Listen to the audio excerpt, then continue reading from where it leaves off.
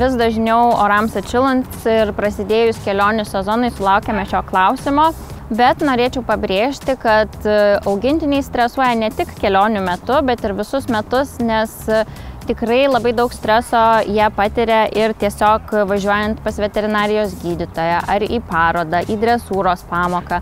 Tikrai daug augintinių stresuoja vieni palikti namuose ar į svečius atėjus daugybei žmonių, nepažįstamose situacijose. Taip pat daug šunų patiria stresą netgi tiesiog pasivaikščiojimo metu, todėl reikėtų atkreipti dėmesį, kaip šuo jaučiasi ir kasdien.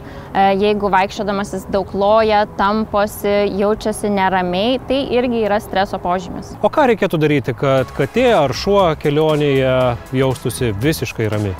Iš tikrųjų yra keletas priemonių, kurias mes rekomenduojame naudoti kompleksiškai.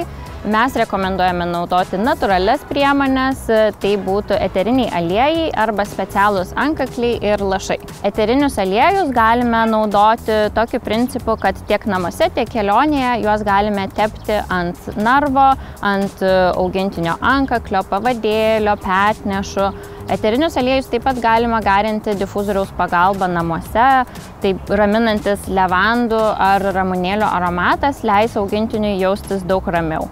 Taip pat eterinių aliejų pagrindų pagaminti yra ir tie patys antkakliai, kurios užsegus augintiniui ant kaklo jis pradeda veikti per maždaug valandą laiko. Jų skleidžiamas ramunėlių ar valerijono aromatas taip pat nuramins augintinį, leis jam jaustis saugiau ir užtikrinčiau stresinėse situacijose.